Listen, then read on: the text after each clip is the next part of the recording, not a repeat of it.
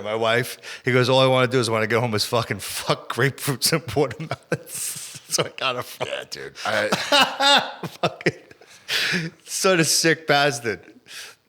All right. I haven't taken any of that stuff forever. I mean, it just makes me laugh Yeah. my balls off. I've- But stimulants, like I said, like amphetamines, really drive up your libido. Oh, dude. Now, the science nerds that we are, this is the one thing I don't know. Why do, and I never actually looked into it, why do amphetamines and stimulants like that elevate your libido? You know, I don't know. I think one of the reasons why I didn't look into it as much was the first time I ever took that stuff is when I was starting to experiment with gear anyway. And so I kind of like felt my libido kind of going up like crazy, you know, as the esters are kind of peaking in your system. You're like, oh, this is different. You know what I mean?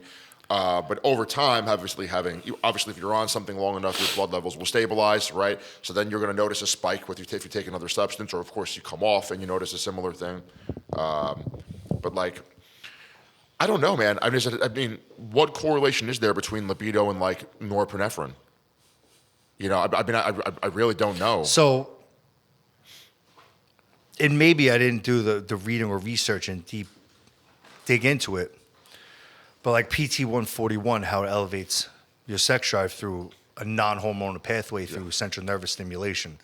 Now, I don't know if, you know, amphetamines, we do know release dopamine a tremendous amount and how they will attach and you feel good. Yep. Now, maybe it doesn't do the same for someone who's not revved up on test. Or maybe it's depending on the individual. Like me, I'm just a fucking gross gorilla all the time.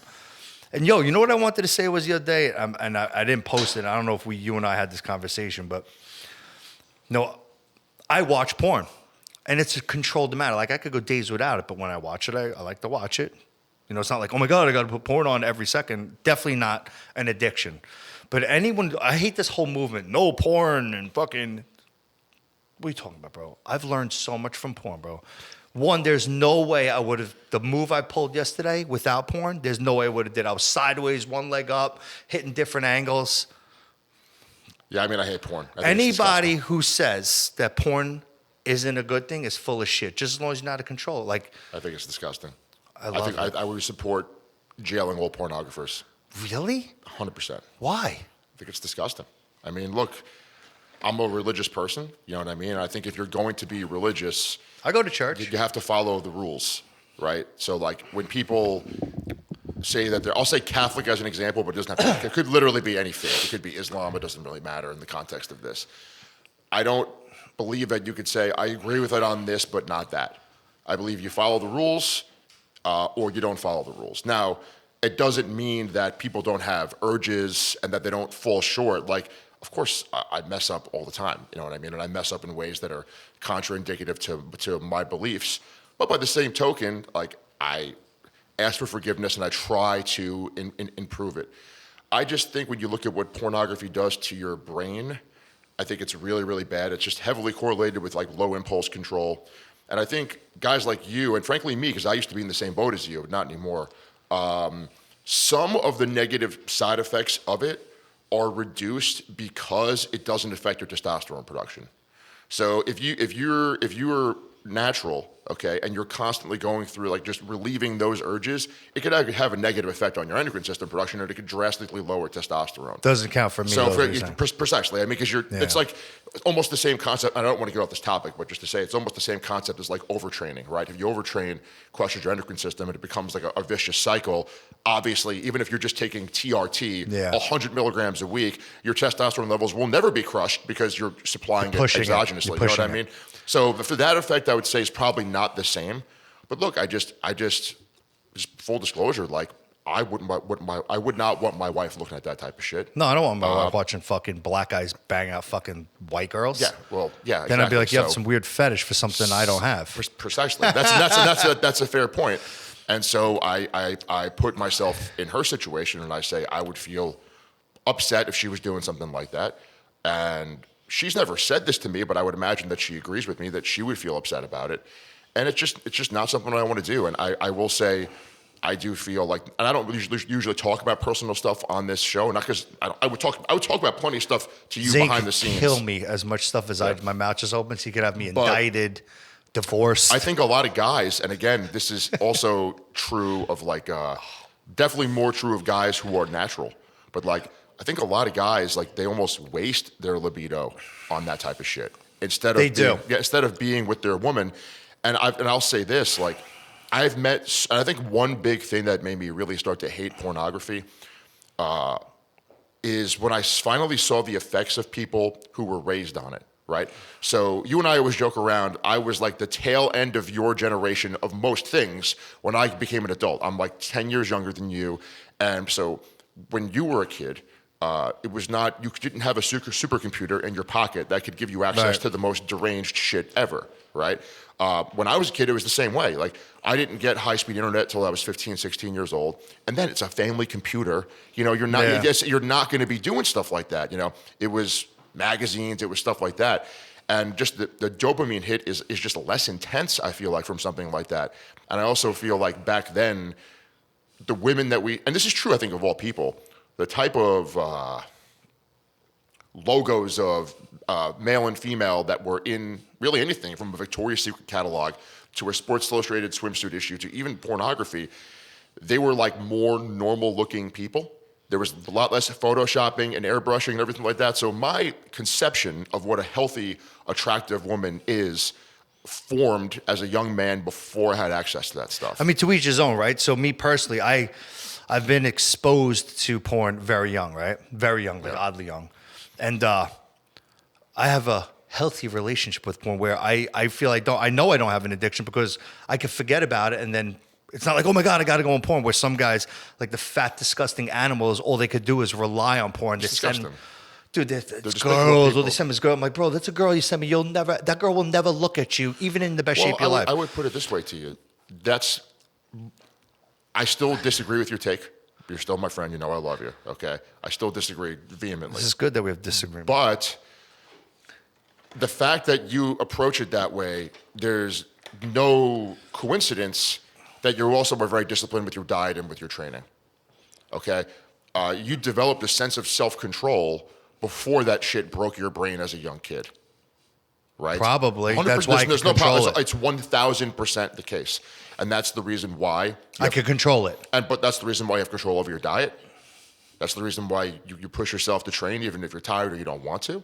That's the reason why and again, not to get too personal here, but you always dig deep to spend time with your kids at the end of the day. Yeah. Okay. Most guys that are into that shit, they're not like that, dude. For the most, that does not the rule. It's not it. I'm the weird exception. And the younger the person, the less likely it is to be the case.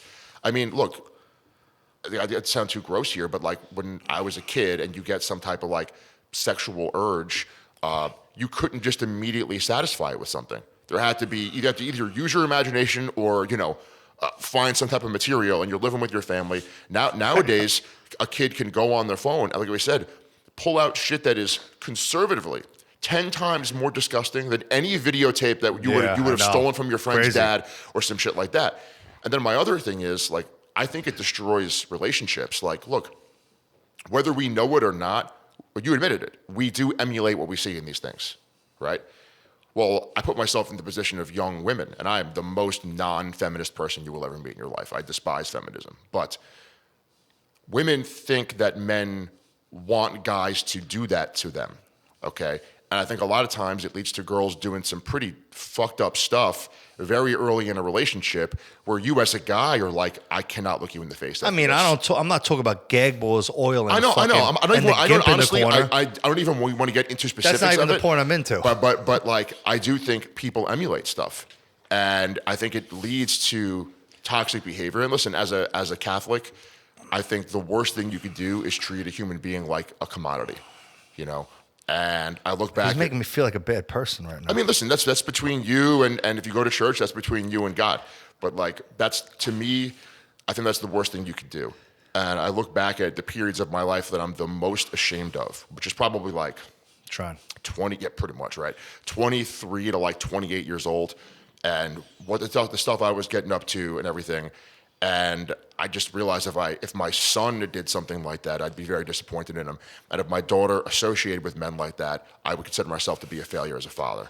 And so, point is, I don't want people to treat other human beings like commodities, sexual or otherwise. You know, if you're a religious person, you do believe Yeah, that people I must be the weird exception. people have dignity, right? I'm now thinking about like my life, right? I enjoyed actually deprivation of all types. Yeah, because but again, you're into training. It's Yeah. that's what part and stems parcel to. of it, dude. And then the last thing I would say is like, look, when I was a kid, the image of like the fun-loving, liberated adult film actress, that was the stereotype. But nowadays, these girls commit suicide all the time. Okay, all the time. They do interviews where they admit, I had sex with X amount of men, and I got home and I cried afterwards. The Because amount they feel so bad about it. the amount of drugs, like this is just, and this is They unfortunately load them true. up they fucking fill them up with drugs, get them high and fuck them. Like, I think that most women would probably not be inclined to be terribly promiscuous in a sober state of mind. I think that's it, but society tells you that it's cool to throw your body around like that. And so when they go to college, they're shit blasted drunk and they wind up making terrible decisions. And that's oftentimes why, again, to now take the men's side in this a little bit, why a guy might get accused of sexual assault the next day after this deed was done, because this woman feels ashamed. She probably wouldn't have had sex with you if she wasn't fucked up. And she's like, oh my God, what did I do? And so when I started seeing the rates of suicide and drug addiction amongst adult film stars, I just thought to myself, there's something about this that's profoundly evil. And that's before you even get into the human trafficking element of it, which is very common in other countries. I mean, you've got slave chicks working on webcams, right? Like, I think you should stop talking because you're going to make me stop watching porn. Good, then mission accomplished, okay? And so I hope that's not your mission with me. I mean, I'm just speaking my mind here, you know what I mean? And something I feel very strongly about. So that's... On your side, not to cut you off, but the one thing I do see, like when I don't watch like the teen shit, right? That fucking disturbs me. They're so young. I'm like, look at this girl. She doesn't even know what she's doing. She's going to take down fucking how many dicks this month? And not think of it now, but there's going to come a point in life she's going to really, really regret this move. It's going to fucking be a stamp on her life forever. Look, like forever and ever. Look, let's be honest here. Like, I think if we were going to make money off of stock market speculation, we should just invest all of our money in the companies that make the most SSRIs. And the reason why I say that is there's just a heavy correlation between depression, anger, all anxiety in childless women, right? There's a reason why that's childless women, right? And the fact of the matter is, as a woman, you have to make a deal, okay? You either use your beauty, and beautiful women play life on easy mode. You and I both know this. Yeah. Your life's a joke. You would not last 5 seconds in a dude's body who was a 6 out of 10. You have no idea how hard a guy has to work. Dude, all you got to do as a fucking good-looking female is just fucking glaze cylindrical objects, go to a fucking football practice, stand there with no clothes on, and you're rich. Yeah. Just show up, right? Glazing cylindrical objects. So, like, wouldn't that be easy? But I think if you trade that period of time in your life where you are very attractive for a lot of money being gained that way, and all of a sudden it's like an athlete. Your time will be up. Yeah. At some point, even if you're still good looking, someone's now better looking than you because they're younger. They don't have the miles on their body. If you didn't trade in that beauty for the stability of a good relationship, you're going to wind up settling for a guy now that is way lower status than the guy you ever would have thought you would have wound up with, okay? Or you're not going to settle down with a guy, and you're going to be a sad, lonely weirdo. So when women do behave that way, it's like when a woman invests in a man, and I don't like using commodity terms, but I want to kind of make this clear, like, men, what can we offer? We offer obviously protection. We offer resources. You know, if you're a religious person, you'd say we offer children. We're meant to be the fathers and the leaders of the community. That's what I would personally believe. But you know, because women peak earlier than us, if we consider that their beauty is their most powerful thing that most women have, and I don't mean that to be degrading. It's just true. Like, female beauty is extraordinarily powerful, right? Well, their beauty is oftentimes going to start to fade before we peak financially, as leaders, as fathers. And so they have to make that gamble. Hey, you know, Eric is broke, but he's a good dude, and I believe that he can make it in life. And now I'm going to give the rest of my youth away to this guy. And his end of the deal, essentially, is you got to take care of me. No, you could have been a college professor of some sort. You know, I don't know, man. I feel fucking every time I sit here, I don't know if it's good for my ego. Well, I feel like one of my boys. I'm like, It's good, dude. We're having a good conversation. This is the type of shit what that type people of wanna hear. conversation? This is you teaching me how dumb I am, and I'm an I immoral human think being. with this- And blasphemy that you go to church with your porn habits. I You didn't think say they're that. good I did fucking not say moves. that. That's not blasphemy. I'm going, yo, porn makes me fucking a superstar in bed. You're like, you're a bad human being. I You're think gonna that burn we in have hell. an opportunity with this podcast to talk to a lot of regular dudes and help a lot of people, both with training and everything else. I think we both do a really good job at taking advanced things, be it about training or other stuff, and telling dudes who are like on their way to a construction job, this is a way to break things down. I'll be honest with you, like, that's sir, kinda how but I view my job. I never understood a porn addiction because I'm like, what do you do with that then? Like, what do you do? Just go on your phone every second, like in your car and break, porn, Yep. taking shit, porn, Yep. fucking break, porn on the phone. I've never operated like that. Yeah. Like, it's like, But you learned how to I behave. didn't realize, If we consider that addictions of all sort lower impulse control, and we operate all under sort, anything. Exactly, and we operate under the presupposition, which I would agree with, that the younger you are exposed to your whatever you're going to be addicted to, the more harming the psychological damage will probably, the more harmful it will be, right? Your brain's not fully formed. Think about it. Take steroids when you're younger. It'll fuck with your endocrine system probably more than if you took it later. If you smoke too much weed when you're younger, it can affect brain development. In fact, to be honest with you, you taught me a lot about this. You and I were talking about someone that we knew. I told you, I'm not going to name that names. must be the reason, bro. My boys were in romper room and I was in the other classes. Yeah, they're They're all fucking like apes and I'm kidding. But let's just like, I was telling you a story about someone I know who was a drug addict, and I was describing the person, and you said, Eric, that's normal behavior. And then you referenced another person, again, no names, that we both knew that has a drug problem, and said, every person who is a drug addict, their emotional and psychological development typically freezes at the age they started That's true. using the drug. Yeah. Right? So if we look at pornography as a drug, and chemically it kind of is in terms of what it does to your brain, okay? We could say that if you were exposed to this stuff and you had no discipline, especially no family structure, no ability to resist temptation, be it from training or religious background or whatnot, and you don't have the moral center to at least know you did wrong, okay? I would say that it stunts development. Wow. So that means if I wasn't a disciplined person, You'd be a fucking then I would be stuck at mess. 5 forever. I mean, it's being in all seriousness, I used to like, trade my toys for porn. that's Is that crazy. weird? That's so weird. I swear, that's a That true is story. So fucking weird. Yeah. So that's the thing. But think of how many people you know are addicted to what we would call harmless drugs, although you and I both know there's really no such thing. It's just how you respond to it.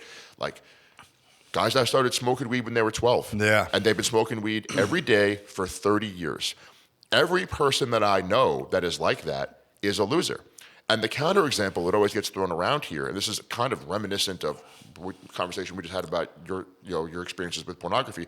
Think of someone like Joe Rogan, right? Joe Rogan is like the guy that everyone uses, that it's okay to smoke weed and blah, blah, blah, blah. Okay. Sure, you didn't smoke weed like that at fucking 12. He was a competitive athlete, a high-level Taekwondo competitor, winning like national tournaments, okay, and didn't start messing with it until he was in his 30s. A developed, established human being. At which point his moral center is formed, his work ethic is formed, his identity in life was formed without smoking weed. Like I think he was a martial artist who got into comedy before he started smoking weed, right? Yeah, you will rarely ever see someone who's like a CEO of a corporation or a high-level human being who was ripping bongs with his boys at 13 years old. Maybe you go through a basement. phase. Maybe I went through a phase briefly, but I was older. Like there was one time I was going through a very stressful time in my life. It was horrible. And I was using edibles to help me sleep. That lasted, I'm embarrassed to say it, probably about a year, until I woke up one day and I'm like, I'm not doing this anymore. And I haven't done it since, right? But my identity formed without the drugs. You were ready. Yeah. I mean, I think that's the danger in steroid use, if you think about it, right? Another area that I have to give you credit. So you say I'm ripping on you, but I'll say you're exceptional in this regard. Your ability to downsize your body and lower the doses of your drugs and change your style of training, that's rare.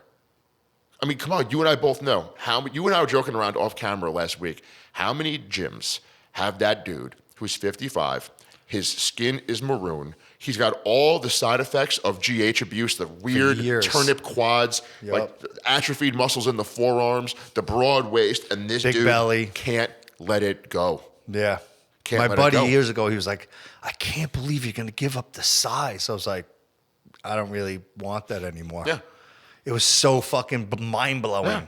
Yeah. to him. But that's- he also thought, like, his main reason was, like, he was big for girls. Girls don't like that, bro. Not at all. You think girls like Not that body? at all. The bigger the more girls are going to look at you. One, those are the girls you don't want that like that. 1,000%. Unless you do. Yeah. You know what I'm saying? But, like, I was like, bro, that's not even a try. When you're a kid, you fucking, I want to be fucking jacked and huge.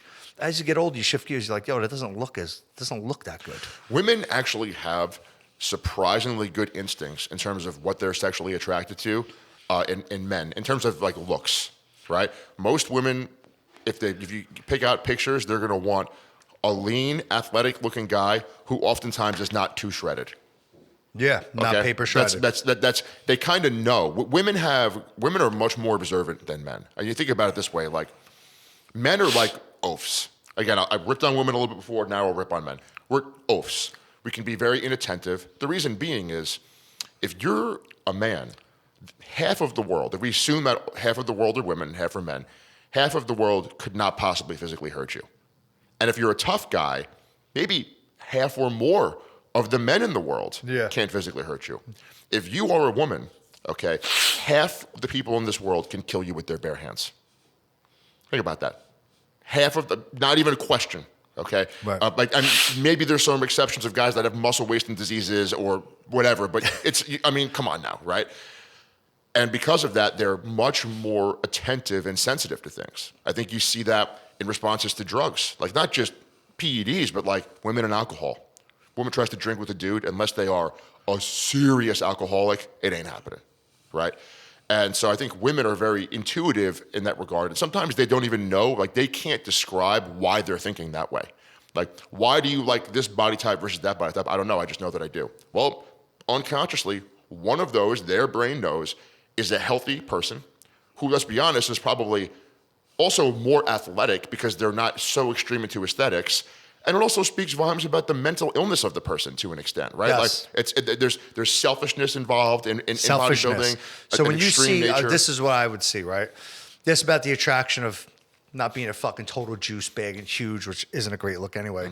But when someone is paper shredded, that's a lot of like selfishness. What I say, how they could view it. Yeah. You know what I mean? Like he's so into himself. All the time is put into his body, not in other avenues of life. And again, that is acceptable if you are. You'd be the perfect human then, Zane. If you are competing. Perfect. You know, if you're competing, You're very and giving. Yes. If you're competing and making money from it, then it makes perfect sense, right? But like when you're not making money from that, then why would you want to be that shredded, right? I mean, I understand setting training goals or whatever. I totally understand that. But, you know, and to your point, extremes attract extremes. Like I always say, working years as a trainer and as a coach, the more extreme the time of day, the more extreme the client. Your 6 a.m. clients are always the most dedicated because they got to get up, okay? And your late night clients are actually always the most dedicated because they worked all day And then they came come straight at from night. precisely, okay? They don't want to do it. Well, I mean, when I was a lot bigger, okay, obviously I attracted psychos. I was I had like a shaved head. I was like 260. You've seen how I used to behave. Yeah, there's no coincidence that like a sane woman was like, get this motherfucker away from me. Like it's obviously that was the case. But you know, I was a skinny kid and you want to be big. It's like a status thing, you know what I mean? It's a pride thing. And before you know it, you can't let it go. But like all of the women that probably would have given you a look when you were 220, when you're 260, they think you're insane. And they'd be correct because you are. Yeah. Like 100%. I look back at my behavior when I was a competitive lifter, and I talk about this time of my life a lot, but like, I was a good to very good lifter. I was never a great lifter. Yeah. I trained with some great lifters. But dude, I was like, every Monday night when we squatted, dude, I was like ready to die. Like I was willing to push it as far as possible every single workout. It's not really healthy. Yeah, it's not. And then the sacrifices you make around that. Okay, so every third week we deadlift heavy. I was one of the best deadlifters in the crew. So Sunday night, I'm not hanging out with you. I'm getting my sleep. Fuck you. Okay. I saw the documentary West Side. The one guy he was very upset. He never went to one of his swim meets because it was bench press night, and he regrets it. Yeah. Yeah, it's not worth it. It was bench press night. Yeah. You didn't see one of your son's meets. I'm just glad I learned that lesson before I had kids. Yeah, these guys were old school. Like they did that. I'm very, very, dude. They would, if it was Christmas, you were supposed to be there. If it was Easter, you were supposed to be there. Like there was no, like your family did not matter relative to your to the lifting. On one hand, I respect that dedication, but this is also where the resource question comes into play, which is your wife is probably going to put up with that if you're making millions of dollars to do it. You're not making millions of dollars. You're spending money. The guys to who do play it. football on Thanksgiving Day. Okay. Yeah. I understand. It's also not a forever thing, right? Like if you're playing in the NFL, the average season's like 3 years. That's That's the average season. the average career, I should say. Yeah. So 3 to 5 years. If you're great, you'll play 8 or more, right? So I'm sure whoever you're with can make that sacrifice for those 3 to 5 years for those millions of dollars. But when I started dating my wife, who I've known since like 1997, right? I started to realize I had to make some changes. You know, because even as a man, your window also closes. Like I was 28. And I'm starting to listen. I love my wife, and like, if my parents could have set up an arranged marriage with anybody, it would have been with her. So this is, this is by no means me saying anything negative, but like, I started to realize like I had wasted my 20s training like a retard, and my time to get a first-round draft pick as a woman was coming to an end. You know, she would have been my number 1 pick anyway, so I lucked out. Thank God. But I have a lot of friends that wasted their 20s, and now they want to get married and have kids. And let's be real. If a woman is 38 and has never been married and she's good looking, she's probably crazy. Crazy. Probably insane. Two facts. So I have friends who are older, right? They're like, dude, you're so lucky. To me, right? They're like, look at me at my age. I'm 51, right? And they wanted to do their thing. They were big. They bounced. They fucked tons of girls. Look what I got to deal with now. If you got a normal girl, right, who's in their 30s or 40, they got 4 kids or 3 kids or whatever, right? And if they're single with no kids, it's because they're fucking batshit crazy. Yeah. There's a reason. Yeah. It's a 100% trend. Yeah. The window closes. Yeah. That's like so you made a decision. Yeah.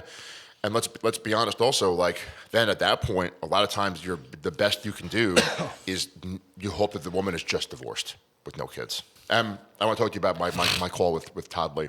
I've saved it for the yeah. But yeah, your window closes. So to bring it full circle about training, it has to be the right priority in your life.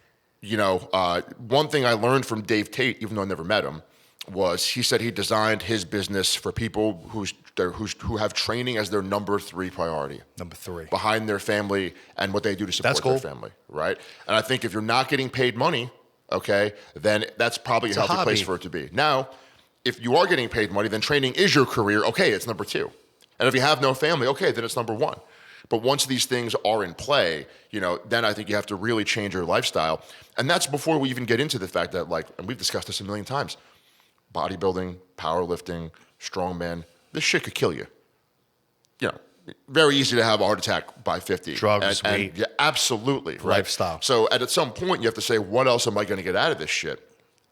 If the answer is nothing, well, then you're doing it purely to appease your ego. You're doing it purely for pride. And not to, again, make this about religion, but they say pride is the queen of all sins, right? That leads you down every pathway. Your ego can bring you down everything, to hanging out with bad women, to to being greedy, to being envious. Like, it opens the door to everything. So if you're lifting just for pride's sake, you have to really ask yourself, are you making the right decisions in life? Analyze what you're doing. The answer is probably no. Now, last week, different topic. I sent you, maybe 2 weeks ago, I sent you that video of was it Dr. Todd Lee, okay, and his views on PED use. And for audience that doesn't know, he's an MD, and his thesis is basically that you should only take as enough test to keep your estrogen at a certain level where your body can produce enough IGF-1. His opinion is if you go more than that, okay, you're going to get negative side effects, be it hair loss, cardiovascular issues, water retention, so on, okay? And if you go below that, where your estrogen is too low, estrogen needs to be optimized for IGF-1 production. A certain level of estradiol will give you optimal IGF-1 production. And that number, according to Dr. Lee, is different for everybody, right? It could be 200 milligrams a week gotta of have a test. conversation with them. Yeah, That's what or 400 milligrams a week. Everyone's going to tolerate the drugs differently. Okay. So not to, before we continue, right? What I think I did to myself was the use of Arimidex and Anastrozole. Yeah. I think it might have permanently fucked me up. I think it did too.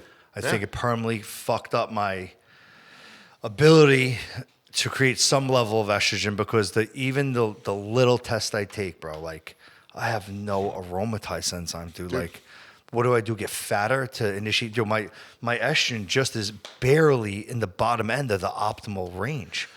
Right? There's that guy I told you, Paul Barnett, probably talking about him all the time. Yep. He posted a video.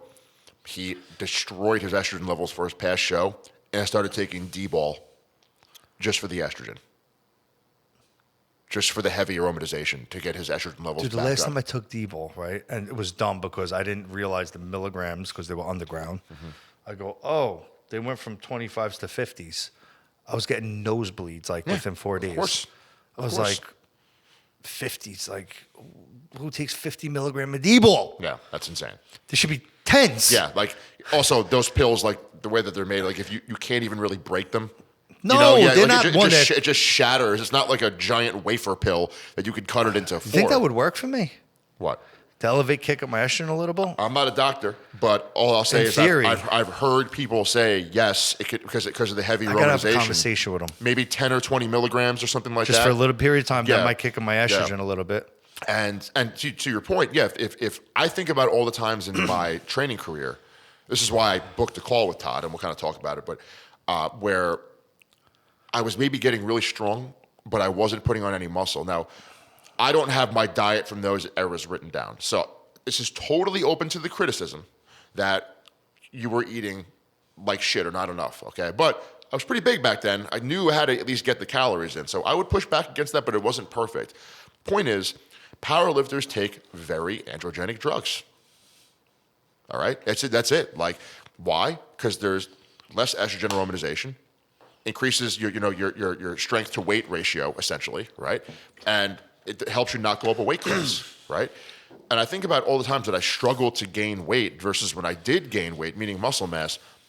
I'd be on more drugs before powerlifting meet, even before I was starting to kind of like control my calories because I had to make a weight class. I was eating crazy amounts of stuff, not gaining a pound, okay? In the off season, when we would all go down to 250 a week, we all got huge. Estrogen levels go back up. Okay, yes, we're doing more reps and everything like that, but estrogen levels go back up. Obviously, your appetite is higher. You're not taking orals anymore and things like that. And so his perspective, I thought this was really interesting. He referenced Stan Efferding's vertical diets. This is on the call I had with him like last week. How in Stan Efferding's vertical diet, the vertical component, the thing that actually changes based on your goals is the carbohydrate intake. And this is how you and I structure our diets personally. So like your protein, pretty much always the same. Unless you see a huge mass increase, and then you might bump it up to 250, 275. But generally speaking, on a structured diet over a long period of time, you're going to take in pretty much the same amount of protein every single day. Your fat, more or less the same, with the exception of your carb loading days where you might lower the fat just because it'll slow down digestion, right? You'll have a tough time getting the food in. And other stuff too. You don't want the insulin spike with the fat, whatever, okay? So his perspective was you obviously change the amount of rice you take in based on your goals, right? Want to get shredded? Less rice. Okay. It's easy. Yeah, right? So he applies this to PEDs. So his perspective was if you are a bodybuilder, again, we're not talking about a guy who's in the Tour de France, all right? We're not talking about an MMA fighter per se. The goal is to build muscle tissue. Your testosterone and your GH use are the horizontal components. The vertical component is your main anabolic. He really only advocates the use of Masteron, drostanolone, as the main anabolic. His perspective is that primobolan is a powerful AI, which it is, okay? And so if you take a gram of primobolan with that minimal amount of test required to get your estrogen, it's going to crush it. So now, to keep your estrogen higher and you take a lot of primo, again, this is his perspective, I've never tried this, you're going to have to take even more tests, which is more compound, more tests to keep that estrogen at a certain level, okay, which might be then giving you more blood pressure issues, there's going to be more water retention, and so on, okay? His perspective, and I would agree with this too, is that nandrolone makes people, I think all nortestosterones do, make people hypersensitive to estrogen, right? So most people that suffer from nandrolone side effects are people with high estrogen. And there's some type of prolactin or progesterone conversion going on that causes the decadic and the craziness and the moodiness and all that other stuff. He's not a huge fan of EQ. He does believe at the high doses required in this style of cycle, it would become nephrotoxic. Because keep in mind, if you're going to take 3 grams of drugs a week, according to this system, you might take 400 milligrams of test. You're good, right? If you get those numbers. You're taking 2.5 grams of Masteron, right? So his 2.5 grams? Yeah. Instead of taking 1,000 tests, 700 primobolan, 500 EQ, he's basically saying it should only come from this one primary anabolic. Okay? Higher amounts. Higher amounts. His perspective was that he felt through all the blood work he's looked at over the years that Masteron is more of a SERM than an AI, meaning that the estrogen will still produce, it just won't attach to the receptor. So you have adequate estrogen for IGF-1 production, right? Serum blood levels estrogen will be but up. it also won't murder kind of what happened to you, like you take Arimidex or Letrozole. It only blocks it at site, but leaves it present in the blood, which could be also protective to your HDLs. Precisely, right? And that's before we even get into like literally heavy androgenic drugs are neurotoxic. I mean, estrogen protects your fucking brain, right? So these are all things that we have to keep in mind here. So that was basically his system. I spoke to him about it on the phone. And he was basically saying, hey, listen, if you wanted to seriously bodybuild and I coached you, this is what it would look like. Now, I'm not giving away any private information. He's put out videos online about this and everything else. Conversation. Yeah. But that was his perspective. You take tests, you take Masteron. Now, of course, I didn't discuss pre-contest stuff with him. I've never done a bodybuilding show. That wasn't really what I was interested in learning about. I've heard him advocate for adding Anavar to pre-contest, because Anavar can boost strength, which will make it easier for you to maintain muscle because you'll still lift heavy poundages while you're in a massive deficit. I didn't ask him about Tren. I wasn't even really interested, but he has spoken about how he takes Anavar pre-contest. Hardening effect, obviously it'll make you look more full, but you and I both know the best way to lose size is to get weak, right? We've discussed this multiple weeks in a row. You start doing sets of 25. If you build your physique doing heavy sets of 8, you're going to look like shit real quick, right? So to maintain at least 90% of the poundages you're lifting in the off season, he usually recommends Anavar at whatever dose. And I wasn't sure what he said or whatever, but he recommended Could be a recipe sublingual that'll Anavar. get hurt though when you're in a deficit. Absolutely, 100%. That's Dorian Yates, right? I mean, Ronnie Yeah. Coleman. Like at that You know point, it's a risk. You know what your body feels like also when you're like deprived? It's almost like a recipe for disaster. That's why I pulled stuff with Winchell, because I was getting leaner. Winchell actually activates the androgen receptor and makes you strong. Yes, I've heard that, yeah. So without knowing the knowledge of drugs that the extensive that I do now, feel a little bit froggy. Let's leap a little bit. And then you want to no need kill to add yourself. another plate, and I'm dry already. Yeah. And I popped my quad with a weight that I would do for 20 reps. And it was like the 8th rep, wasn't even the first one. You have to be under control and not try to set PRs, while you're doing so it's it. a weird thing. It's like people who aren't in tune with knowing, like, maybe I should back off because the drug could hurt me, and you're strong. You're like, yo, that was easy. Let me just put a little more weight on. That always tends to happen. It's ego too.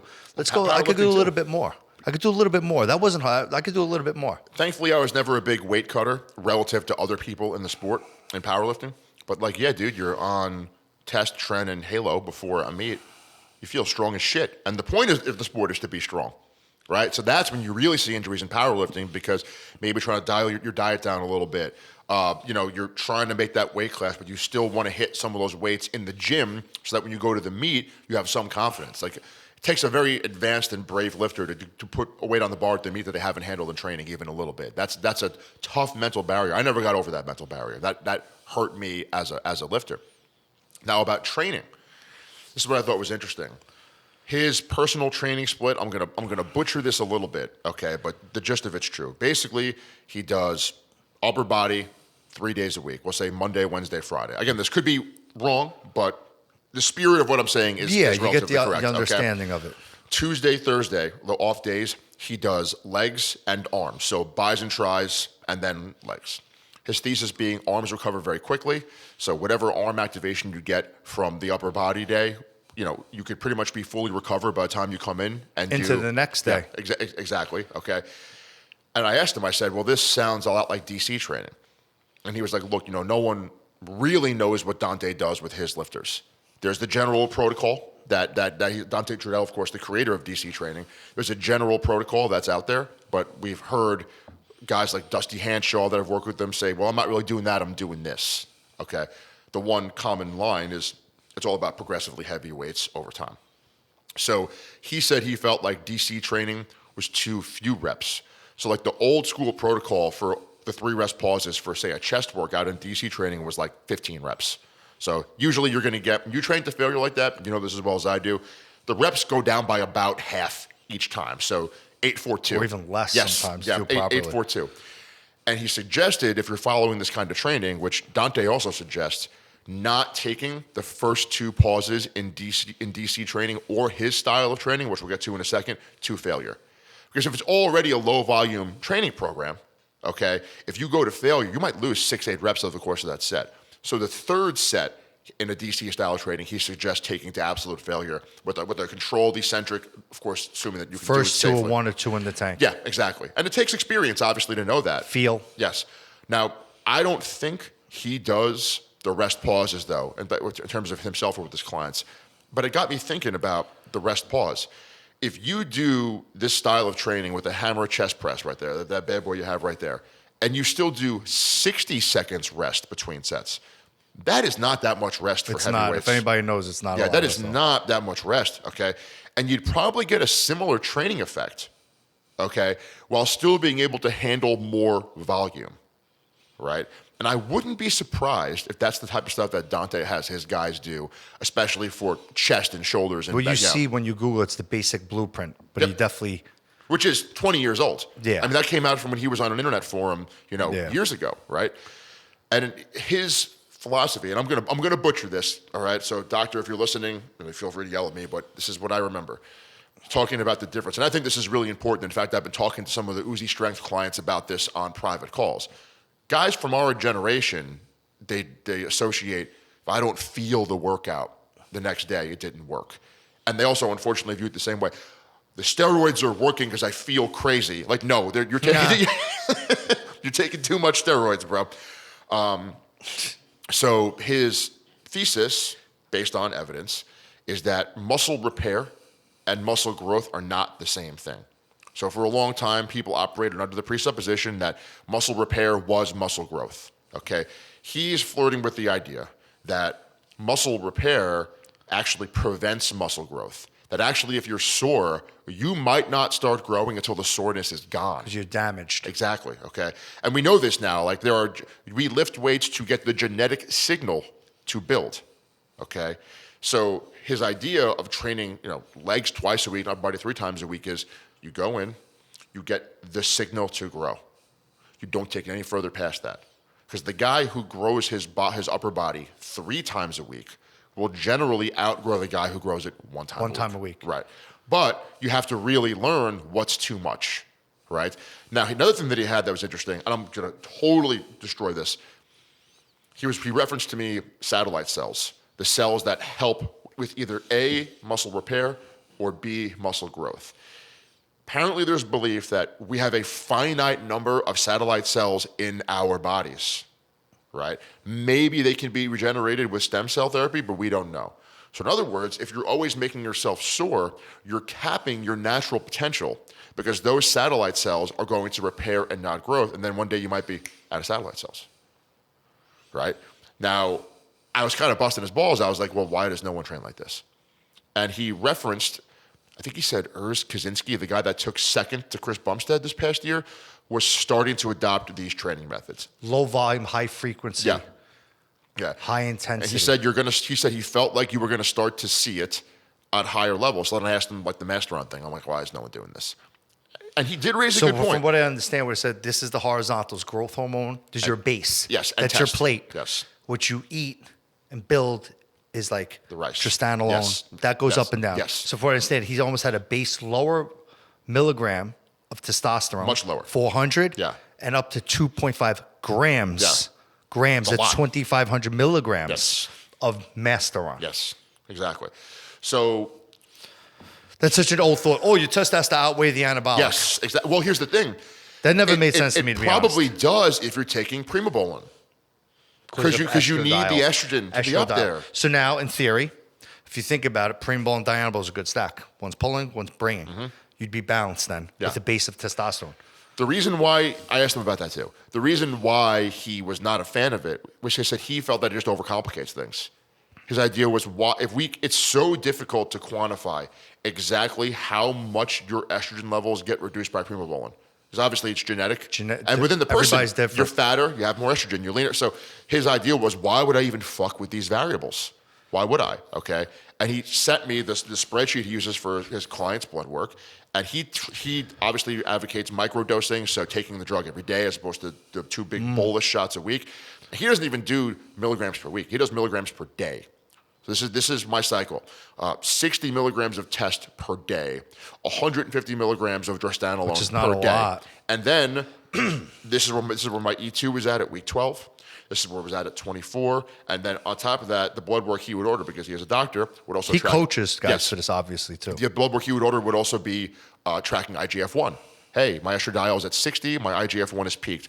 At 80, maybe the IGF-1 goes up a little too much, but the side effects become unbearable. So you have to find that middle ground between side effects, optimum This is IGF-1. a very educational phone call. Yeah. And he raised a good point. I was like, well, why is no one doing this? And you would really appreciate this maybe more than me. He was like, dude, 10 to 15 to 20 years ago, everyone thought Primobolan was a mild drug. 20 years later, everyone is taking high doses of Primobolan in the off season. Dude, I don't give a fuck what the science is. And I said this. You've heard me say this repeatedly. And I didn't know that. I go, I know what real Primobolan does to my body. Yeah. I built muscle tissue. I fucking look phenomenal. It was like, oh, it's a weak drug. You got to take fucking... Shut the fuck Dude, up. I didn't know the science. I didn't know the exact volume what binds the receptor and how much the nitrogen retention goes up. I just knew it worked very, very well. And all that science shit, whatever people read, and all this, the bro science shit is bullshit. Yeah, exactly. And the truth is... With real Primobolan, by the way. Yes, he didn't say this to me, but I would imagine what you just said is also true of Anavar. People think Anavar is like some pussy-ass drug. Bro, if you take like 60 to 80 milligrams of Anavar a day, bro, it's insane, dude. The only reason you don't do it is too expensive. They also have to, what people don't know is you have to reference the anabolic to androgenic table, all right? People always think, test is not the most anabolic compound out there. Anavar is one of the highest anabolic compounds. The ratio of the androgenicity to the anabolism of the compound is what differs between the drugs. Take Tren, for instance, right? It's a very androgenic compound, but extremely anabolic as well. Now, why there's so many different compounds out there, because they're administered for different applications for medical reasons. Exactly. Low androgenicity, less estrogen conversion. Now, Anavar is such a useful drug for building muscle, making it stronger, and it's great for females, very low androgenicity to the compound, absolutely. Very high anabolic affinity to the compound. Yeah, and so people, if it wasn't so expensive, and maybe there wasn't potential issues with like orals kind of fucking up your digestion, because if you're trying to get big, food's the name of the game, you probably see guys doing Anavar as a bulker, right? But it is so fucking expensive. Muscle tissue, dude. Now it's also getting real Anavar, because I've seen guys. Yes. I'm like, yo, they get it off the. I'm like, you don't know what this stuff is. I go get these testing kits, because more. Listen, I'm very blessed that I've had the ability to get real compounds my whole life, just who I know and whatever. And I did have a little stint in time where I got some shit. Yeah. Don't get me wrong, small stint in time. But there's many guys I know, because I was like, I wasn't really used to it. They test their Anavar, but it was D-ball. Of course. Low amounts. And dude, if you're a woman, you take that shit, you're fucked. You're fucked. If you're a woman and you get Anavar that's actually Winstrol, good night. I mean, it's a serious problem. Yeah. So, and the other thing you referenced about Primobolan, which is, again, I thought very interesting, Masteron and Nanthate, which I've never used actually, I believe commonly comes at 200 milligrams per milliliter. Yes, that's why people buy it. Okay. Primobolan, pharma grade or anything else, is almost always 100 milligrams per milliliter. Okay. You and I spoke a long time about those like super tests where it's like 500 milligrams. We all know if you take underground shit that's super dosed, assuming it's even real, it will hurt like a motherfucker. It is commonly known that that's the case. So if you have to take 2.5 grams of your target anabolic agent in the cycle, again, test is your base, and we have an anabolic, you're taking twice the injection volume with Primobolan. Twice the volume. A lot of oil. And like lots. Primobolan is a more inflammatory compound when you inject it. I'm sorry, there's just no doubt about it. Individual dependent. Yeah. Me, no. But again, you're not taking mega doses. You know, once you start getting True. into that, I've taken the most at one time, 2 mLs. yeah, that's like once you start getting into mega doses, and if you think about it, if you're a bodybuilder, you can't have inflamed parts of your fucking body. You're standing naked in front of an audience. People will know that You've seen guys with lumped out shoulders and shit. You've seen it's that. terrible. So that was his thesis. Now, again, that I didn't ask too much about pre-contest stuff or anything like that, but it's interesting. I find myself winding up discovering these guys who are more educated than I am. And it's always a breath of fresh air when some of the stuff they say is shit that I figured out anecdotally through my life as a coach. Just doing. Yeah, you know what I mean? Like stuff that makes sense to me. And then you find out like that there's data behind it. Another thing with a good coach like Todd or Justin Harris or whatever is like, think about how useless, and I hate to say this, but most studies on strength training are. In the sense of like, we got a sample size of 500 people, and they did X amount of sets over X amount of weeks, and we concluded the group who did the most work did the best. Sure. Are they novices? Are they intermediates? Are they advanced? Do they have good genetics? Do they have bad genetics? What exercise did you use? If you tested the squat, that one guy does a good morning when he squats. The other guy squats like Tom Platz, right? So like it's very difficult to control for variables in a university-generated study. But if you're an intelligent coach who has access to a big sample size of advanced lifters, okay, who will listen to you, okay, that's, I think, when you really generate serious data, right? Okay, in advanced lifters, I noticed that training the upper body 3 times a week and lower body twice a week works better. I've trained, I'm not saying me personally, this hypothetical coach has trained 500 people, okay, and they've noticed that the vast majority of them get better results. That's a real study, in my opinion. Same thing with anabolics. Like, individuals' response can differ. Again, if you give steroids to a fat guy, estrogen level is going to go through the roof. If you give it to a skinny guy, he's going to have different results. If you're training a huge sample size of bodybuilders who don't get fat in the off season, who all compete in the same sport, okay, that's when you really start to get anecdotal data. And especially if you're, in this case, Todd Lee, who's looking at the blood work also. You know, you tell 100 guys to follow the same cycle, okay? And because of the nature of the service he offers, he's looking at 100 people's blood work every 12 weeks, all year long. Now you have real data. Accumulation of the average of actual data from a relatively controlled sample. At least they're advanced lifters. You know what I mean? At least, that's enough people where you know. Yeah, at least they're advanced lifters who, you know, as again, the other thing with these studies is everything works for a beginner. So like, okay, great, you got big doing leg extensions. Leg extensions are better than squats. Well, probably not, but you never trained before, right? So of course it's going to work. Yeah. You did nothing before. I've seen guys put muscle on their legs from running sprints when they first started exercising because they had no muscle. It's a crazy thing. Like the older we get, and this is how it works, how much more we know and how much education we are. Like if this was out there, we had the ability to absorb it, or guys like Todd Lee, and where could I have gone if I wanted to do it with my physique or my strength, with my genetics? Yeah. I just knew Masteron, exactly. cheeseburgers, maybe how much healthier. Maybe I wouldn't have had any plaque in my arteries. Yeah. Maybe not. Probably not. Guidance. But you never know. Yeah. You know what I'm saying? I almost did like, you know, we did. That's how it was back then, though. I mean, why my head looked like that is probably from the amount of estrogen I had floating for around. sure. And again, but no one knew any better back then. There wasn't access to the level of data. Did you hear about guys going to blood work? No. No one for blood work. I mean, and the guys who did were very rare, and they're the ones that are still alive. It's funny, you know. So someone messaged me on my gram the other day that I haven't seen in 10 years. Whatever, right? Jacked, he knew from the gym, and he was in his 40s at the time, and he told me what he was taking. I go, dude, you got to watch your cardiovascular system. You go for blood work. He's like, what do you mean? I feel great. Anyways, 10 years later now, messages me, I had to slow down to gear. I had heart failure. Oh, no wonder. This is a real thing. This is what happens to guys who are uneducated. That's why I always tell guys, you got to learn a little bit of something if you want to take these compounds, bro. They're not supplements in the store, bro. They have serious health ramifications if abused or not used correctly.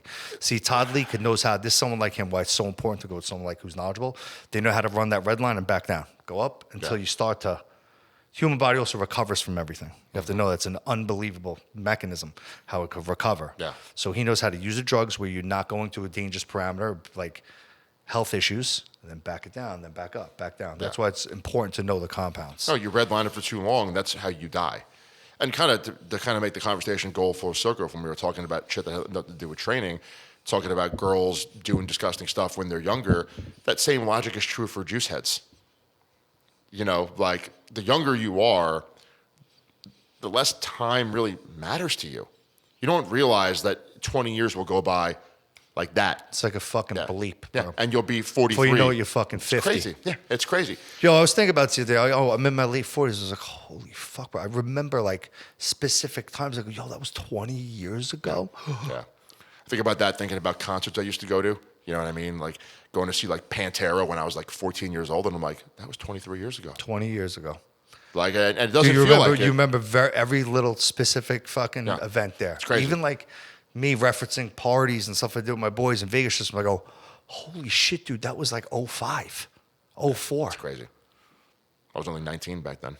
Yeah. Nuts. Yeah. You know? That's crazy. And guys don't think about it long term. Again, like on top of that, you said something great a couple podcasts ago. Hopefully they'll be released. About the Ultimate Warrior, right? We always go back to the Ultimate Warrior on this show. About how we were referencing wrestlers who didn't evolve, who got stuck with it, and the Warriors saying that they're kind of pathetic. And you said you felt the same way about guys your age that are not competing, not making money, and still trying to be, 265 and jacked. Like you just didn't evolve as a person. Like as a person, you have to plan to evolve. You have to, bro. If you don't plan to evolve, you're either going to die or it's going to happen anyway, and you're not going to be ready for it. Right, so you could eventually say, "Hey, I'm going to take my foot off the gas with the gear and the heavy training," or you have heart failure. Either guys right now, they know who I'm talking about, bro. Like they bench, they take steroids. When we're younger, we don't talk about it. And like I always bring up cardiovascular issues because you don't see that shit. Mm-hmm. You don't see it, and it creeps up on you before you're like, "I gotta sit down. I'm a little tired. Why am I out of breath? I don't feel so good." Then you start getting a little gray. Lack of oxygen, lack of blood flow. That's terrifying. Because your heart's blocked up. Yeah. It's going to happen with these guys. And I hear what they take, and their main concern is, yo, this fucking old boy ain't benching more than me. I'm like, bro, you're like 47. No one cares. No one cares, bro. Not Still, a single person like, cares. For you to maintain that kind of muscle tissue from your kid and your body got bigger and stronger, what are you doing? Yeah. Where you going? Yeah. Well, you're not on, dude, you're not making millions of dollars. Like, dude, I don't know. Unless you don't care about life. Maybe they don't. Yeah, it's possible. Don't give a fuck. Well, that's very common with guys who have no kids, right? They don't give a fuck. If you're not forced to live for something outside of yourself, you will make really bad decisions, right? And that's just, like I said, there's a time and a place to be selfish. Maybe with your career. Yes. They may say they don't care until they're facing the barrel of death. Oh, of course, absolutely. But that's a different animal altogether, right? Like then they'll say how much they don't care. But to say this, and one of the things I love is philosophy of history. So in other words, like I love to see how different philosophies apply in different systems. So like look at a civilization. How does this idea work in that civilization versus that civilization? You start to see commonalities. So in this case, I love to see it from sport to sport. So we're talking about steroids, we're talking about powerlifting, bodybuilding, strongman, whatever, okay? But even though there's PEDs involved in fighting, those guys are going to have brain trauma, right? That's their level of, you got to stop doing this, right? You see it happen. Yeah, like that's their level of like, okay, it's not heart attacks. It'd be joint issues, but whatever. Nowadays, you can get a knee replacement. It's not the end of the world, okay? The head trauma. It's head trauma, which is, as it stands right now, is irreversible. There's nothing you could do, right? And I see guys that I love that are into MMA. One of my dear friends is a fighter. And my perspective on the sport changed so much. Like, I've always been a fan of combat. I know that you are as well. But you don't realize, again, we were talking about commodification is a good way to bring the conversation full circle, and dehumanization. When I'm 8 years old and I'm watching Evander Holyfield and Riddick Bowe beat each other to death on television, like, those aren't people to me.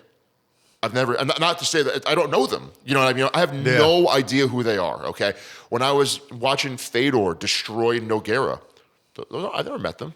I don't know their families. They're not people to me. My brain can't register that guy is part of a community, people who depend on him, and you don't see after the fight. The lights go off and they're in a fucking ambulance or they're pissing blood for you. None of us see that shit, right? We just see the glory of the combat, and then that's it. And ever since my buddy Tommy started fighting, I've been doing his strength and conditioning since he's 16 years old, right? I still write programs for him. He's going to fight professionally, former Division I wrestler. I went to his first fight. I couldn't watch. I was like, oh my God. Because when you start to see people getting knocked the fuck out right in front of you, and you see their parents in the crowd crying, their wife crying, you're like, oh my God. I didn't realize this is not a kids. game. You see, remember when Mark Coleman got knocked out? He brought his kids into the ring? And his kids were crying and hugging him. He's like, no, daddy's okay. Daddy's okay. Yeah. But it's traumatizing for a family. Yeah, absolutely. See that. Oh, dude, one of Tommy's fights, I'll never forget this. It was at the Space in Westbury, right? And I didn't know that you could either pay for a seat or pay for general admission. I thought the whole thing was general admission. So a friend of mine is about 3 rows from cage side, and he signals me, hey, come over, let's watch the fight. So I sit down, and this very nice married couple comes over to me. And I'm like, hey, listen, these are our seats. Our son is fighting next. So you can have him. We're going to leave after his fight's over. I'm like, yeah, sure, no problem. I go over to the bar. Their son gets destroyed. And I see the mom crying and the dad holding the mom. And I started to finally understand if that was my son in there, unless I was directly involved in the helping of the train, trying to make him better, I would not be surprised. And people will call me a pussy, but this is how I feel about Tommy's fights. I'm like, once I find out you're okay, I'll watch the fight. Because there's a human side to it. And you think about, there's guys in every gym that are brain dead, okay? Some more than others. Guys that sparred for too long or whatever, okay? But then you never met them when they were intelligent, though. It's still really sad, but it's one thing to see someone at the nadir, the bottom of the decline, as opposed to the act of declining, right? I think that the actual decline is probably more depressing than see them trickle off. Yeah, and I think about people that I know and love that could happen to, and it definitely changed my enjoyment of the sport. And because you and I are both into martial arts, you're in boxing, kickboxing, I'm big into jiu-jitsu. You do jiu-jitsu now too, actually. I had already transitioned my enjoyment of MMA to an admiration of technique and not an admiration of sheer violence some time ago. You know what I mean? But even if I didn't train, I think that my perspective on it would have changed because you see someone doing it. And it's that same thing. Once you can't fight anymore, you have to go. Personal friend of ours, we brought him up before, trains a ton of wrestlers. Yeah. He was a pro fighter at the higher level. I want to fight. Pick something different. He deters them to not do it. Yeah. Pick something different. Yeah. Don't do it. Yeah. Always tells them. Yeah. Even a kid who's promising, good wrestler and all that other shit, you don't want to be a fighter. Yeah. Don't do it. Especially nowadays because of the NIA or whatever it is where the athletes can get paid, and because, ironically, of MMA showing what incredible athletes, wrestlers were in the cage, you can now make money doing amateur wrestling. Yes. Jordan Burroughs is a millionaire. Okay. And all he did was wrestle. Yeah. Never stepped foot in the cage. Not all he did, but he didn't have to get beaten in the fucking head. Exactly. So he's like, why am I going to fight? He's 100% right. So why am I going to fight? He's 100% right. Okay. Sometimes the guys that get into MMA after their wrestling career are guys that feel like they still have something to prove. Maybe they didn't figure out how to be an athlete until their senior year. Right? And they're like, fuck, I got to see how good I can really be. And so the next logical step would be MMA, because they're not going to be good enough to get into the Olympics. Who is? Okay? And so that's the next avenue that they can explore. But once you're done exploring it, you have to leave. Say this, it's my dream would be the person I'm about to reference is watching this podcast. But it makes me sad. Look what happened to Chuck Liddell. Yeah, I know. I mean, dude, everyone loved Chuck Liddell. Everybody. Who didn't? I mean, if you didn't, there's something wrong with you. You're a fucking pussy. What are you going to say? Even if you weren't a fan of his, you're insane, by the way, you have to respect it, right? And was it easy for any fan of the sport to watch him get knocked out by punches that he would have spit on and then beaten you to death afterwards? People also don't realize when you catch one real bad knockout, you're more susceptible to getting knocked out. Absolutely, after dude. that. Absolutely. The threshold becomes you got to take half and less a and less. long time off, even if you do come back. When Manny Pacquiao got destroyed by Juan Manuel Marquez in their fourth fight. Freddie Roach was Funny, like, that was just on the reels. Yeah. great fight. I always say those 4 fights were so close that I just view them as 48 rounds of boxing that ended in a knockout. Because it was impossible to call those. I mean, I've watched those fights before. I can't tell you who won. Yo, they were 1 through 3. great fights. Incredible. But Freddie Roach told Pacquiao, "You're not sparring for 18 months. Fuck Can't out get of hit here." in the head. You serious? You got fucking caught, bro. Dude, look. You get cold like that, dude. That's bad. That's serious trauma. That is one of those knockouts where if the guy, and I'm not saying this to be funny, if that killed him, you wouldn't be surprised. Yeah, Like that level that's a of Yankee Stadium unconscious. facade shot. Yes, that was fucking like perfect. Just the way he fell on like his shoulder, where he, dude. Yeah, but Pacquiao also did when he threw his 1-2-1. He would throw his 1-2. He would leap forward. It's not like so much small steps. So him coming in, it was a collision of cars. Yeah. And he got his head off. You know, he was a counterpuncher, Marquez.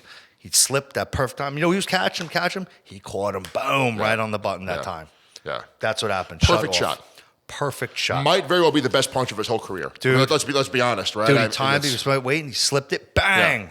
Yeah. Boof. And that's why Scary though. Think about it as well. Oh my god, dude. No, it's I think he's terrifying. dead. Yeah, it's terrifying. He looked like he died. His Yeah, arms folded to his completely sides. unconscious, dude. Done. Yeah. And like that's probably why, to your point, styles make fights, right? So like Pacquiao, probably a better fighter overall, but Marquez had the style to give him trouble. There was this guy.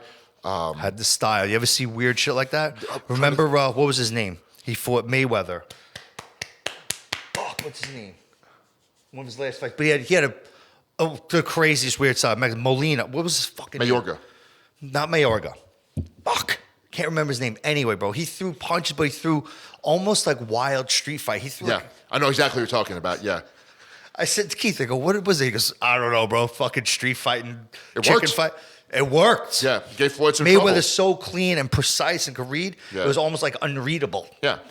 Well, another guy that fought Mayweather, Sugar Shane Mosley, famously, there was a That guy. wasn't the Sugar Shane Mosley, though. No, it was Sugar yeah, Shane yeah. Mosley. Well, that was when- like a stiff. He when- caught him with that fucking. When he was in his prime, though, okay, he fought a guy. I want to say his name is Vernon Forrest. Yep. Okay, Vernon Forrest was not a great fighter. Styles. His mutant power was I beat Sugar Shane Mosley. Every time he fought him, he beat him. It was like might have been 3 times he fought him. He just had the perfect Styles style. make fights. Gotti Yeah. Ward. Yeah, absolutely. Yeah, exactly. Dude, those are fights that they became wealthy off of fighting each other. 100%. Good for them, Right. by the way. You earned it. Bro, they were like moderate, decent fighters. That matchup though was historic. Everybody watched that fight. Those were the best fights ever. Yeah. The back and forth. It's like if the Rocky movies You always were get real. emotional Yeah. watching those fights. It's literally- I saw Jim Lampley cry when he started talking about those fights. It's like watching Rocky 4, but it's real. That's No, exactly what it's like. That's like literally like, Bro. when you see Rocky, you're like, that's not real. And then Gotti you see broke that. his hand. Yeah. And you see him fucking shake it off, and dude, they kept fighting, kept throwing that hand after. You saw it like a couple times. It hurt. Throw the left, throw the right, back and forth. Gotti's dead, right? He was murdered in Brazil. They think his ex-wife had him murdered, and the Brazilian, it was covered. No one heard. Yeah, I saw in the documentary, the Mickey Ward documentary. Mickey Ward, Gotti reached out when his last fight. Yo, could you coach me? They had like a relationship and friendship. Yeah. He's like, what do you want me to coach? What am I going to teach you? I throw a left hook. It was more like camaraderie Yeah. and whatever. Yeah. And he coached him for a fight, and I think it was obviously after that fight. Yeah. He was fucking murdered in Brazil. I heard that there was some shenanigans around that. Like he Got was way murdered. too young to have died of natural causes. Let's put it that way. But that's the thing. That's just to say, full point. You have to know when to get out and when to move on with something, dude.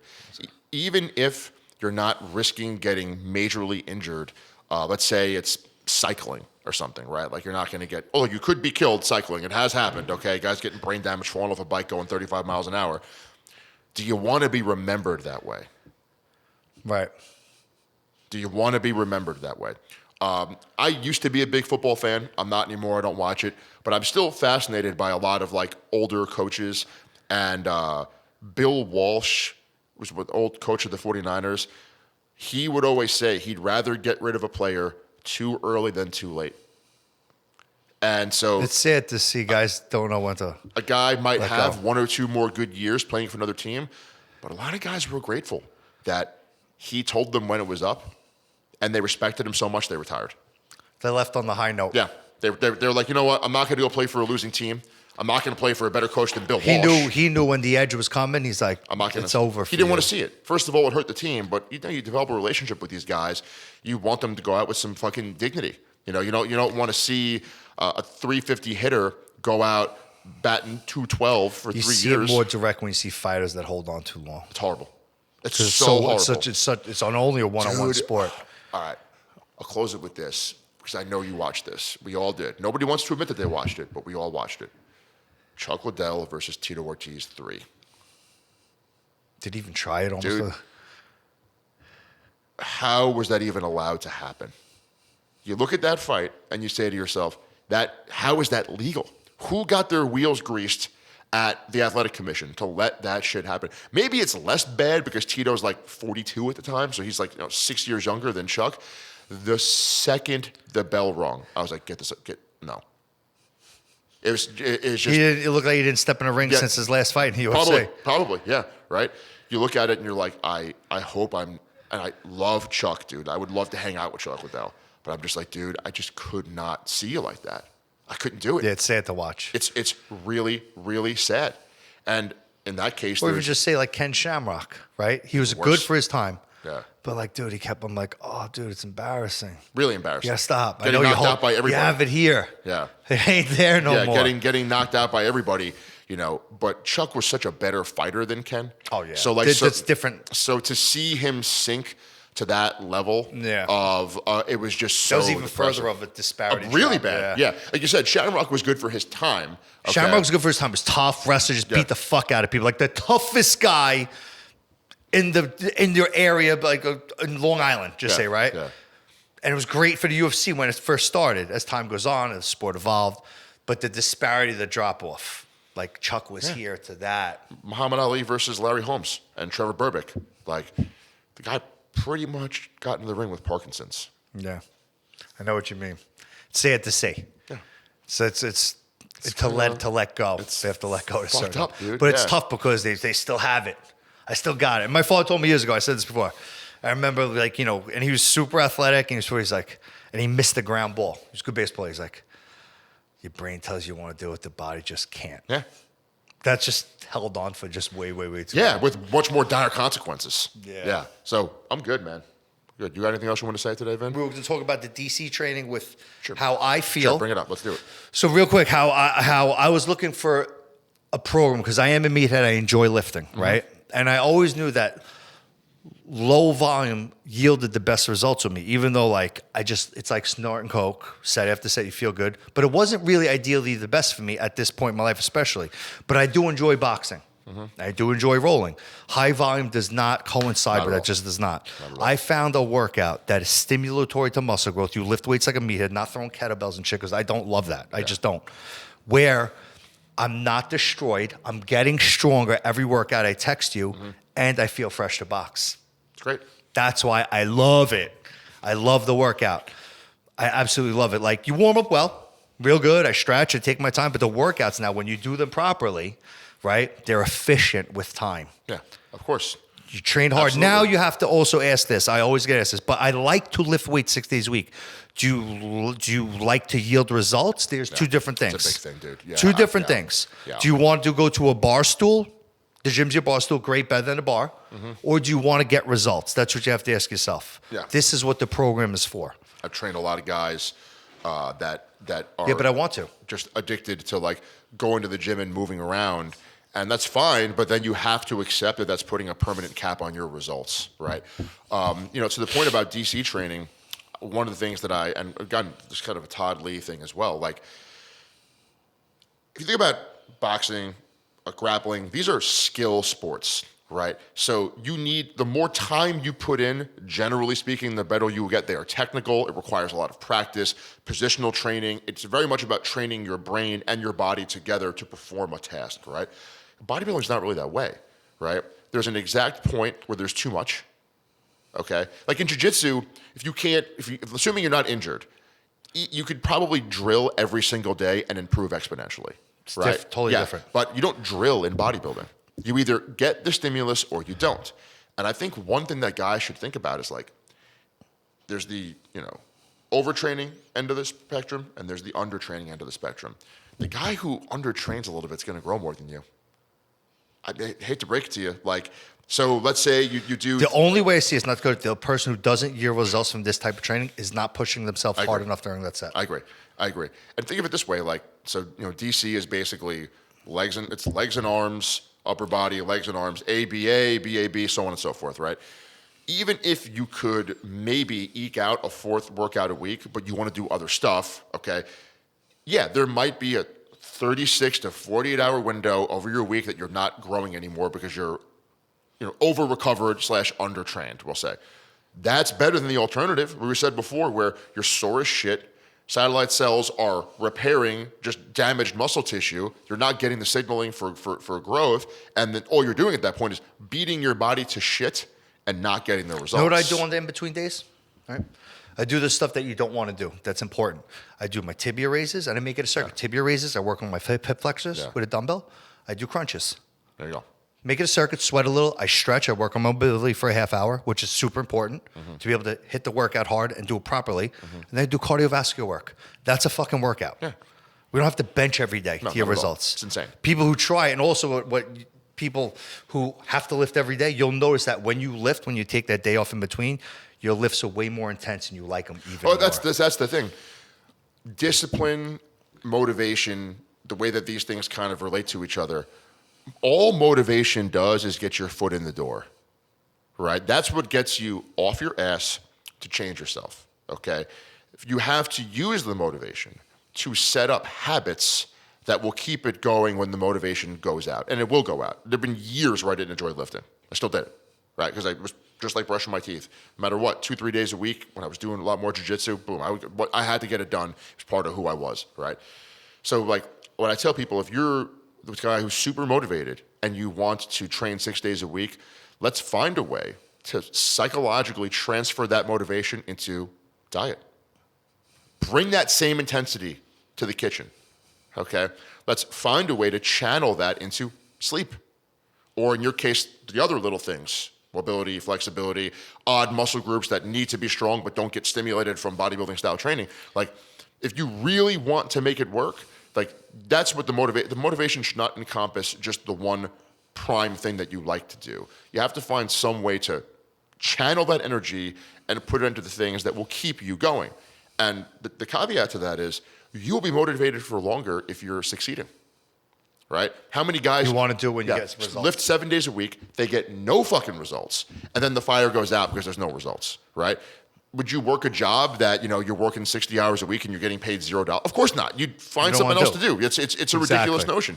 So once the motivation gets your foot in the door and you begin to see results, at that point you'll be even more motivated when that scale is going up or down, arms are getting bigger, your bench is going up, whatever your metric you're tracking. So that motivation has to be kept alive by actual success. Right. And nothing derails that more than burnout and injury.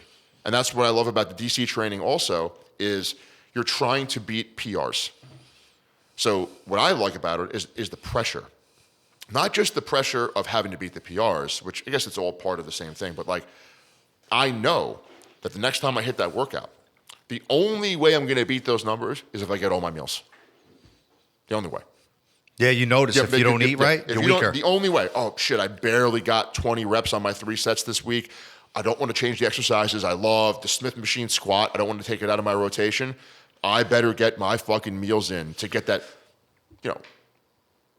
fractional amount of muscle growth that will give me that extra rep. So it's minimal tracking, which I like about this. Yeah. Meaning like, as in terms of writing the pounds, sets, whatever it may be. Minimal tracking, where some things where they're so crazy, I'm like, I can't write this much. It's too much. But what I write even more now, I make notes at the bottom, like food intake was low, 2 meals by this time. Yeah. Key factors on strength output. Absolutely. Like I trained at this time, as in comparison to this time, I'm only 2 meals into 3. Strength output was weak. You know that to repeat the 3 meal because your strength output was that much more. One of your clients messaged me the other day about branched chain amino acids and like, hey, should I take this stuff? And this guy has never really eaten enough food before. We've had him on a carb cycling program. He's about 215. To me, it's not that much food, but I can understand if you're new to this, the high carb day might be challenging. And I reached out to him. I told him, I was like, I've never seen a person that an amino acid supplement made a difference with. Especially if you're not eating, resting, and hydrating. Eat a proper amount of protein. Dude, like for that shit to make a difference, you would have to be so dialed in, okay, that you would even be able to notice the 0.001% increase in something like that. Like, if you're not getting the meals in, honestly, don't even speak about taking something else until you get the meals in, because that's ultimately what's going to change food and give you the best results. And I would say that's true for PEDs. Like, listen, if you can't get the food in, okay, and we're talking about bodybuilding specifically here, why are you taking drugs? There's no point. The food is what makes the drugs work. Yeah. Okay, if you're a cyclist or something, yeah, you're trying to get Strict really out, but skinny, and it's contractile protein, totally different thing. But building muscle tissue. Yes. You have to eat food. You can't eat the food. And at the end of the day, most of these people, they just want to look good and be ripped. Yeah. So it's about the food intake. 100%. Not performance. Doesn't matter. How many guys would probably not care if their bench went down if they looked great? So much funny. Off of that, right? Like, I'm like, yeah, I can't lift as much as you used to. Like, who cares? You look great. I'm like, well, I care. It's important. It's important to me. Yes. I like lifting. Like, who cares? You look great. I'm like, no, it does matter to me. I like fucking squatting a lot. It matters, but it's also you're not ready to die under a barbell anymore either. You know what I'm saying? Like, who cares if you absolutely. do 135? I'm like, no, it matters to me. It's a little fucking, you know? That's an Anyways, excellent point. good stuff. That was a good one.